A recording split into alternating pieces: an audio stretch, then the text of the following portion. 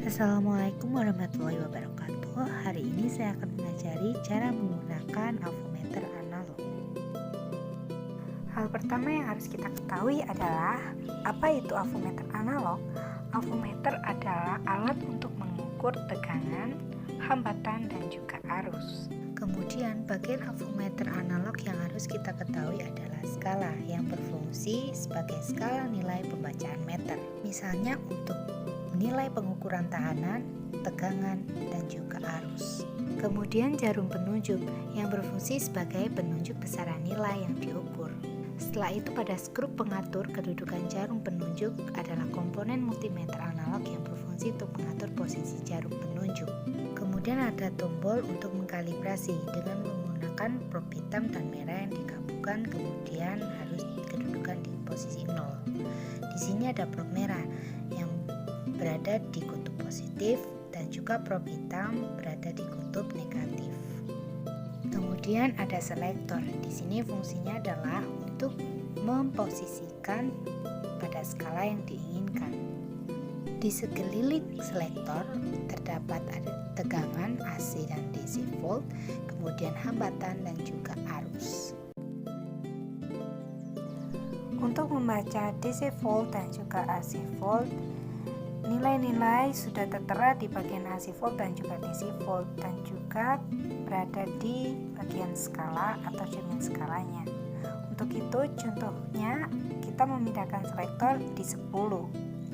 Kemudian untuk cara membacanya adalah seperti berikut.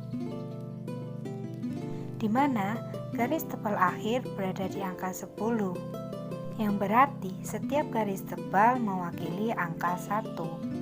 Kemudian di garis tebal kedua adalah angka 2, 3, 4, 5, 6, 7, 8, 9, dan 10. Maka garis-garis kecil ini atau pendek ini mewakili angka 0,2. Ingat, untuk DC volt, garis yang harus kita baca ada di atas yang berwarna hitam dan 0 berada di bagian kiri. Kedua, kita pindahkan selektor di 50. Untuk di selektor 50, garis tebal akhir berada di angka 50. Berarti untuk setiap garis tebal di garis tersebut mewakili angka 5, yaitu 5, 10, 15, 20, 25, 30, 35, 40, 45, dan juga 50. Sedangkan setiap garis kecil mewakili angka 1, yaitu 1, 2, 3, 4, 5, dan seterusnya. Kemudian untuk selektor di 250, jika garis tebal akhir berada di 250, maka garis tebal di setiap garis tersebut mewakili angka 25. Mengapa? Karena di garis tebal kedua terdapat angka 50, maka garis tebal pertama adalah 25. Garis tebal kedua 50, 75, 100, 125, 150, 175, 200, 225, dan juga 250. Sedangkan pada garis kecil di selektor 250 mewakili 5 atau angka 5. Contoh penggunaan DC volt, kita akan menggunakan baterai. Di sini tertera 1,5 volt. Maka selektor akan kita pindah di angka 10. Setelah itu, letakkan probe merah di bagian positif, kemudian probe hitam di bagian negatif. Jarum akan bergerak. Untuk lebih jelasnya, di sini jarum bergerak di angka 1,8. Mengapa? Satu garis tebal kemudian melewati 4 garis pendek, dan setiap garis pendek mewakili 0,2, yang artinya 1,8. Nilai tersebut memang lebih dari 1,5, tapi menunjukkan baterai masih baik. Kemudian pada ohmmeter digunakan untuk mengukur atau mengecek sebuah hambatan ataupun komponen.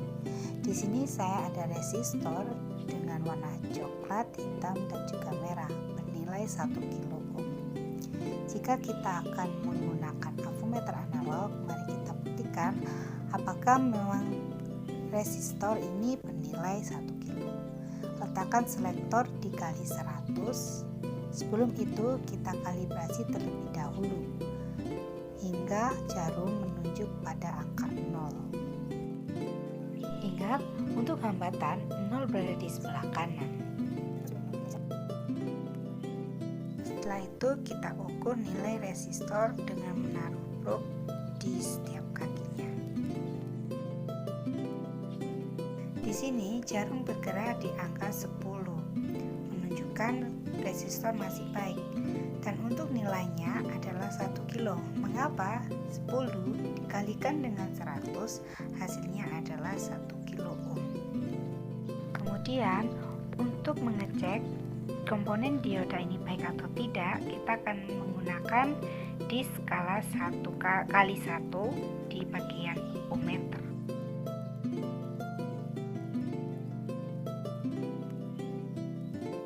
Setelah itu lakukan pengkalibrasian terlebih dahulu.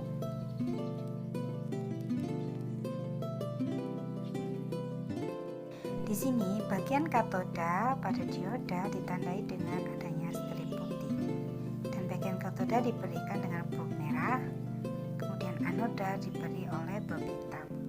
Maka jarum akan bergerak. Maka ini tandanya dioda baik. Sebelum itu untuk memastikan kita balik terlebih dahulu.